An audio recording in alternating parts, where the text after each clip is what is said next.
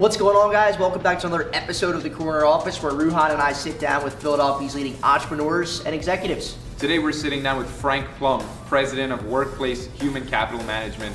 We're going to learn about how you can network more effectively, how a great sales process can drive plenty of leads to your business, and why HR is important for both small and large companies.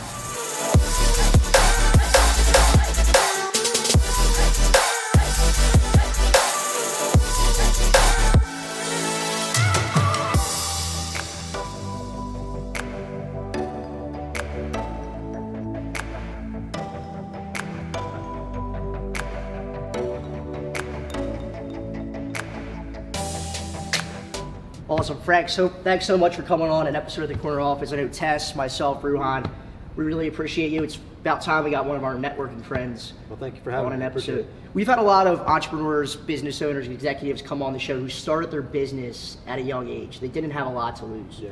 You didn't have that luxury. You started your business a few years ago. You had a kids, family. What was the moment like when you decided to go all in and start your business? It's a good question. My story's a little bit different, obviously. Kids, family, but I also have a partner in the company as well. Okay. And so it's really important that after we did our business plan and we started kind of exploring the opportunity to go out on our own, that we sold that to our families. Okay. And we got their buy-in. So having my wife's support and also Laurie, which is my partner's wife, her support and our family support, saying this is what we're going to do.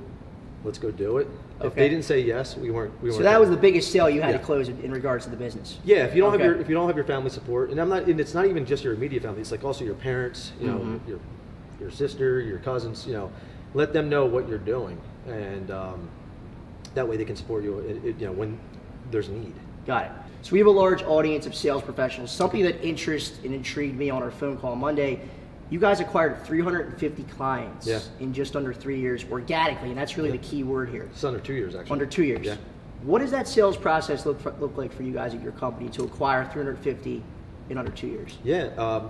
So we did this organically, which obviously that's the hard part. We weren't able to bring any clients with us from anywhere else. So it's really, and I've been very fortunate to work for larger companies that have kind of taught me the process. So it's all kind of like building a funnel or an assembly line, however you want to call that. But basically, where are you getting your leads? So you can buy leads. That's one thing that we do. We buy leads through salesgenie.com, Dun & Bradstreet. Okay. You can also go networking, and then you're gathering business cards.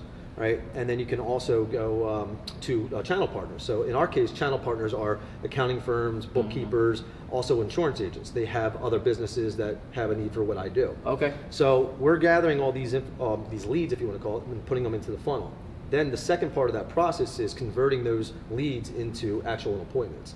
The formula that we follow is that we need to get out on the 5 to 7 presentations in a week. To hit your number? To hit our number. Okay. So if I know if I can get out on 5 to 7 presentations in a week, right, I'm going to close 2 or 3.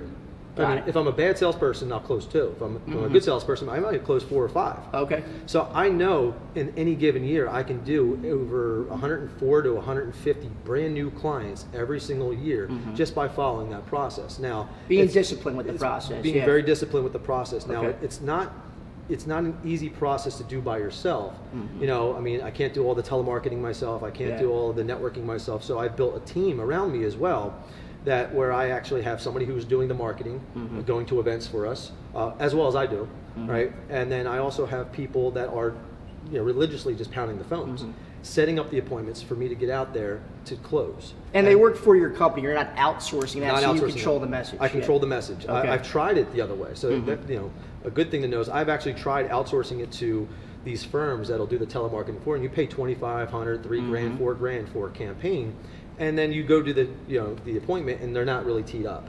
Whereas I can control the message, and we can double check the appointment. We can make sure that it is a real appointment, that they're going to sit down with us like we're doing, and they know that they're in an actual presentation for them to evaluate our business. Got it. Yeah. Now, there's a sentiment in especially small business that the business is too small for HR. Yeah. What are your thoughts on that sentiment? All right, that's a very good question. So I hear that all the time. My business is too small for HR. I don't need any HR. I completely get that. What I would tell you is that most businesses that are starting out on their own, that I've seen over the past 15 years, they're good at what they do. they're a barber, they're a restaurant, or a cook, I'm sorry, they're a contractor, and they decided to go out and work for themselves, just like I went out and worked for myself, right? It doesn't mean that they know everything about how to run a business, right? What policies, are what laws are happening, right? What's changing constantly with any state that you're in, the laws that are happening in that state. So what I would say is that if you don't need to have an HR person specifically in your office, but you may need just some support, and that's what our business does. We actually help support, businesses that don't know what they don't know, and provide them HR support. So if somebody says, "Hey, I'm about to hire this person, what do I do?" Or "I need to fire this person, what do I do?" Well, if you're just starting out for your first time, and this is the first time that you're firing somebody, you might want to have a little bit of a process to go through, and that's what we do. We help them through that process. Got it.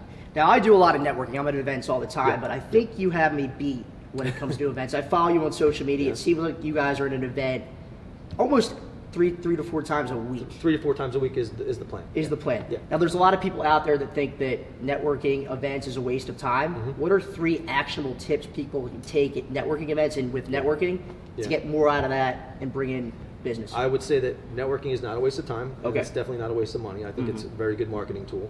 It helps brand awareness right off the bat. Okay. But what I would say is that, and let's talk about the people that are saying that, right? They're going to these networking functions and they're saying, "Hey, I'm not getting anything out of it," right? So why aren't they getting anything out of it? Do they have a plan when they're going to the networking, right? If you're going to the networking event for the very first time, what is your plan? Do you have an attendee list? Do you know who you want to meet? That would be a good, a tip, in my opinion, is get the attendee list. Go up to an ambassador or somebody that's, a connector in the group and ask them, "Hey, I'm looking to meet X, Y, and Z. Can you make an introduction for me?" So those are some early tips for if you're just getting into networking for the first time.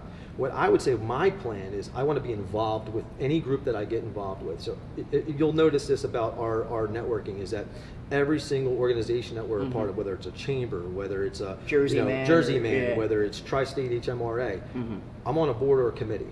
Okay, right? I'm giving back to them because again, and the reason it's a selfish reason. I want to give back. I want to give my time and let them know that I'm invested in their organization and I want to help that organization grow.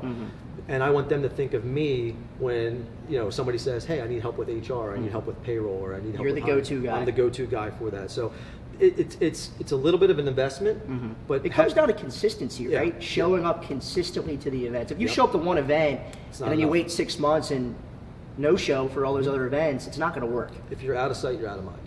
So you have to be in front of everybody as much as you can be, and you can't be everywhere every time. And that's why we, with our business, we have other people that go out and attend different events. I mean, we're in multiple chambers, we're in multiple different groups. I kind of cherry pick and select the ones that I want to go to and that I feel that are fun as well. And that would be my third tip, if you want to call it a tip, is have fun at these events. Loosen up a little bit. You don't have to be so business. So you can show who you are, and people like doing business with people that with friends. With friends. So be personable. No, those are great tips. Now for our favorite part of the show, you could provide a question of the day for the audience, and they'll let us know their answer in the comment section. I guess my question is, can you afford to win? So that question goes back to that HR. If you are a small business, all right, can you afford to win? And it's really, ask yourself that question. Do I need HR? And if the answer is no, can you afford to win? Perfect. Awesome. Frank, thank you so much for coming on the Corner Office. For everything payroll, sales, networking, follow Frank on LinkedIn. Frank, thanks for the time. We really appreciate it. Thank you very much. I appreciate it. There you have it, guys. Look out for an episode every Wednesday. Let us know what you think in the comments section below. Also, let us know another guest that you want in the Philadelphia area in the comments section. Thanks for watching, guys.